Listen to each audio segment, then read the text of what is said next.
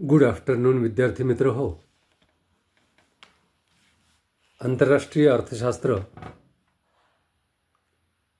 बहुपर्यायी प्रश्न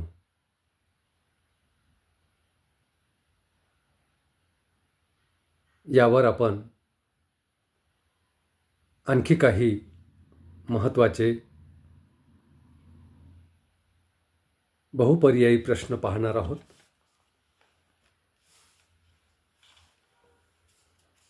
तर आजचा पहिला प्रश्न घेऊया. बहुपर्यायी प्रश्न पहिला. देशातील वस्तू व सेवांच्या आयात व निर्यात मूल्यात जेव्हा फरक असतो तेव्हा त्यास व्यवहार शेषातील रिकामी जागा असे म्हणतात. पहिला पर्याय आहे असंतुलन, ब पर्याय आहे संतुलन, क पर्याय आहे अ व ब दोन्ही बरोबर आणि ड पर्याय आहे अ व ब दोन्ही चूक. तर पहा, पुन्हा एकदा प्रश्न आहे का. देशातील वस्तू व सेवांच्या आयात व निर्यात मूल्यात जेव्हा फरक असतो तेव्हा त्यास व्यवहार शेषातील रिकामी जागा असे म्हणतात. देशातील वस्तूंच्या आयात व निर्यात देशातील वस्तू व सेवांच्या आयात व निर्यातीचं मूल्य जेव्हा समान असते तेव्हा त्याला व्यवहार शेषातील संतुलन असे म्हणतात. म्हणजे देशामधून वस्तू व सेवांची 100 कोटीची निर्यात होते आणि जेव्हा विदेशातून वस्तू व सेवांची म्हणजे 100 कोटीची वस्तू व सेवांची आयात होते. असे 100 कोटीची निर्यात आणि 100 कोटीची आयात जेव्हा आयात आणि निर्यात दोन्हीही समान असतात तेव्हा त्याला व्यवहार शेषातील संतुलन असे म्हणतात. या ठिकाणी प्रश्न असा दिलेला आहे. देशातील वस्तू व सेवांच्या आयात व निर्यात मूल्यात जेव्हा फरक असतो तेव्हा त्यास व्यवहार शेषातील रिकामी जागा असे म्हणतात. पहिला पर्याय आहे असंतुलन, दुसरा पर्याय आहे संतुलन, तिसरा पर्याय आहे अ आणि ब दोन्ही बरोबर आणि चौथा पर्याय आहे अ आणि ब दोन्ही चूक. तर या ठिकाणी पहिला पर्याय आहे असंतुलन. तर देशातील वस्तू व सेवांच्या आयात व निर्यात मूल्यात जेव्हा फरक असतो तेव्हा त्यास व्यवहार शेषातील असंतुलन असे म्हणतात. कारण आयात आणि निर्यात मूल्यामध्ये फरक असेल म्हणजेच याचा अर्थ निर्यातीचं मूल्य किंवा आयातीचं मूल्य हे एकमेकांच्या बरोबर नाहीत, संतुलित नाहीत, तर ते असंतुलित आहेत. म्हणून या प्रश्नाचा योग्य पर्याय आहे असंतुलन. पर्याय असंतुलन. त्यानंतर दुसरा प्रश्न घेऊया. जेव्हा देशातील वस्तू व सेवांच्या आयातीचे मूल्य हे निर्यात मूल्यापेक्षा कमी असते तेव्हा त्यास रिकामी जागा व्यवहार शेष असे म्हणतात. पहा,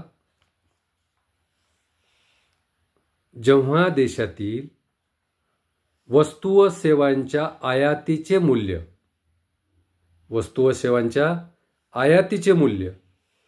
हे निर्यात मूल्यापेक्षा कमी असते, आयातीचे मूल्य हे निर्यात मूल्यापेक्षा कमी असते तेव्हा त्यास रिकामी जागा व्यवहार शेष असे म्हणतात.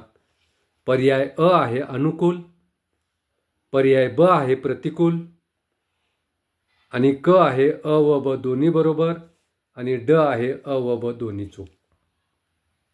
तर जेव्हा देशातील वस्तू आणि सेवांच्या आयातीचे मूल्य हे निर्यात मूल्यापेक्षा कमी असते तेव्हा त्यास अनुकूल व्यवहारशेष असे म्हणतात.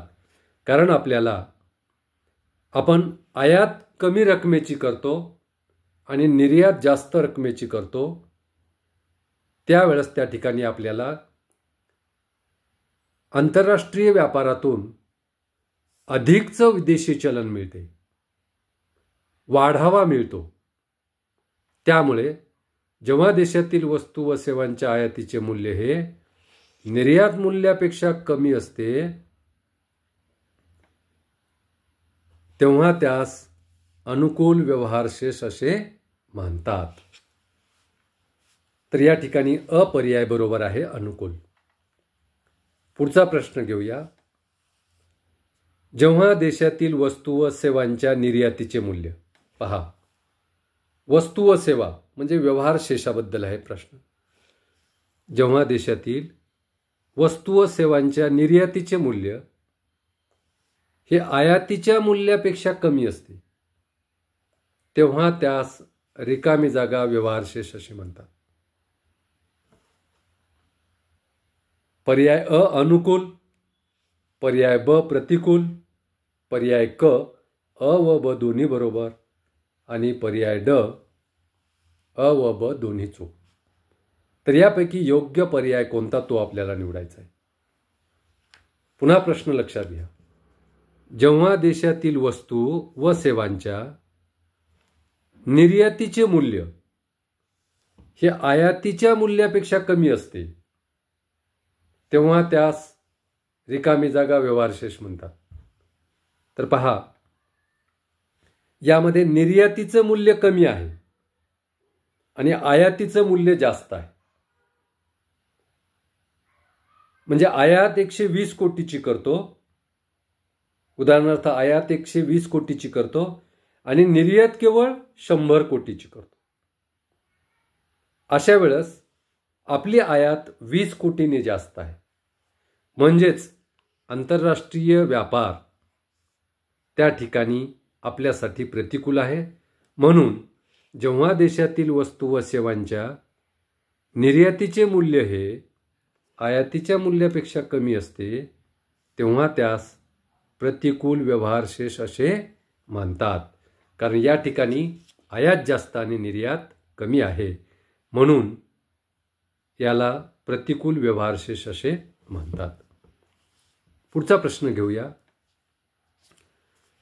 जगातील बहुतांश विकसनशील देशांचा व्यवहारशेष हा सातत्याने रिकामी जागा असल्याचे दिसून येते. पहा, प्रश्न आहे का. जगातील बहुतांश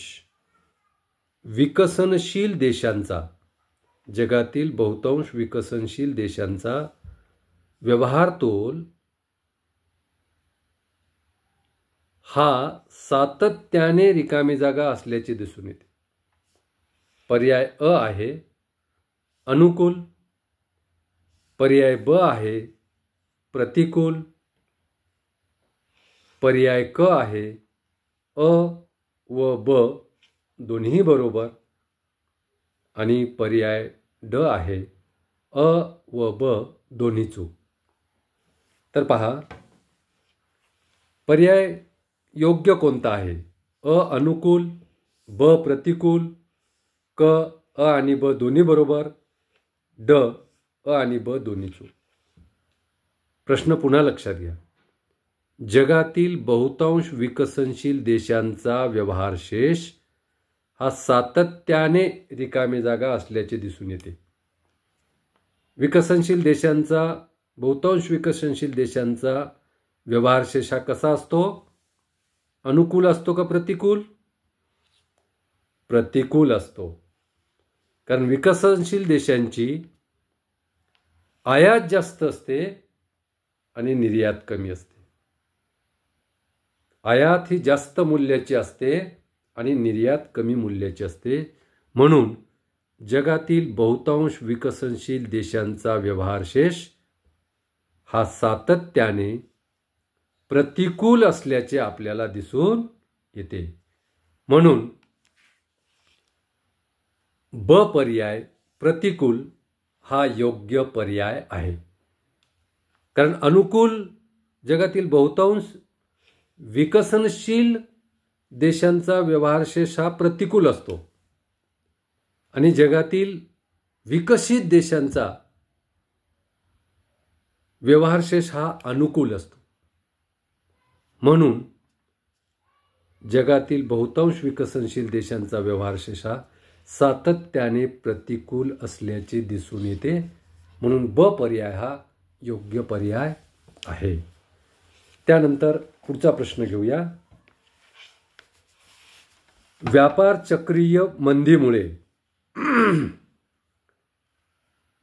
चक्रीय मंदीमुळे देशाच्या व्यवहारशेषात असंतुलन निर्माण झाल्यास त्याला व्यवहारशेषातील रिकामी जागा असंतुलन असे संबोधले जाते.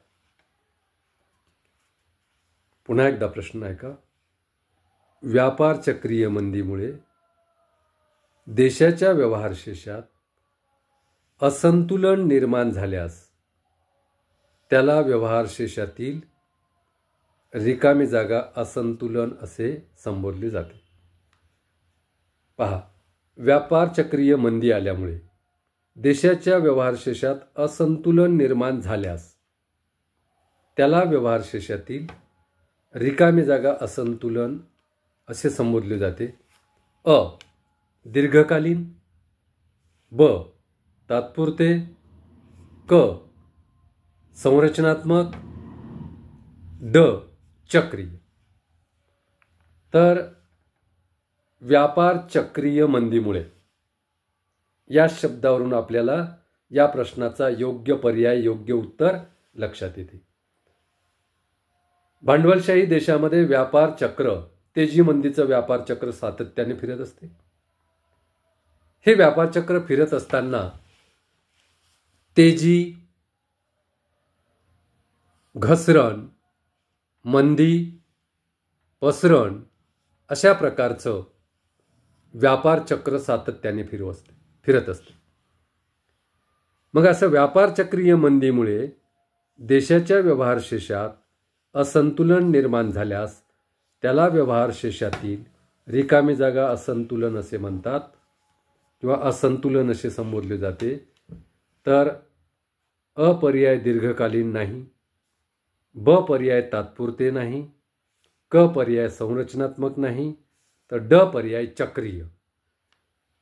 हे तेजी मंदीच्या व्यापार चक्रामुळे त्या ठिकाणी असंतुलन निर्माण झालेलं असते. म्हणून व्यापार चक्रीय मंदीमुळे देशाच्या व्यवहारशेषात असंतुलन निर्माण झाल्यास त्याला व्यवहारशेषातील चक्रीय असंतुलन असे संबोधले जाते. म्हणून ड पर्याय चक्रीय हा योग्य पर्याय आहे. आणि आता पुढचा प्रश्न घेऊया. रिकामी जागा यांच्या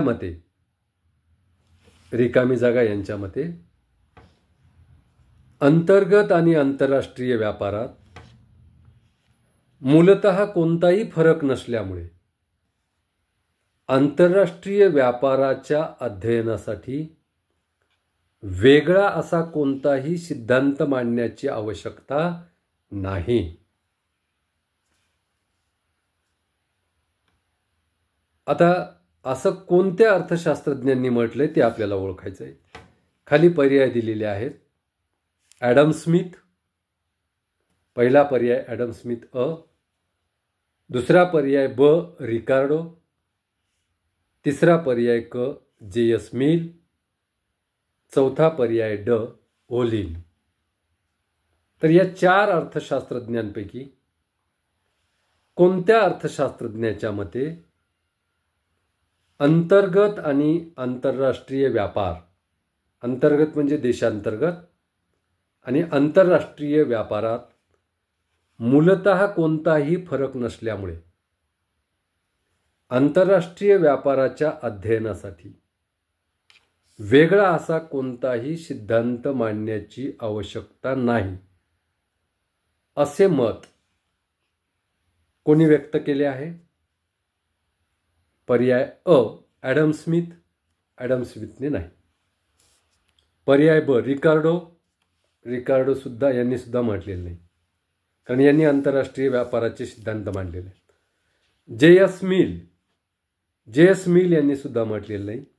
तर उत्तर आहे ड, ओहलीन. तर ओहलीन या अर्थशास्त्रज्ञाने अंतर्गत आणि आंतरराष्ट्रीय व्यापारात मूलतः कोणताही फरक नसल्यामुळे आंतरराष्ट्रीय व्यापाराच्या अध्ययनासाठी वेगळा असा कोणताही सिद्धांत मांडण्याची आवश्यकता नाही, असं म्हटलेलं आहे. त्यामुळे योग्य पर्याय आहे ड, ओहलीन. ओहलीनच्या मते किंवा ओहलीन यांच्या मते अंतर्गत आणि आंतरराष्ट्रीय व्यापारात मूलतः कोणताही फरक नसल्यामुळे आंतरराष्ट्रीय व्यापाराच्या अध्ययनासाठी वेगळा असा कोणताही सिद्धांत मांडण्याची आवश्यकता नाही. तर विद्यार्थी मित्र हो, या ठिकाणी आपण थांबूया. बाकी उर्वरित काही महत्त्वाचे प्रश्न पुढच्या व्हिडिओमध्ये पाहूया. धन्यवाद.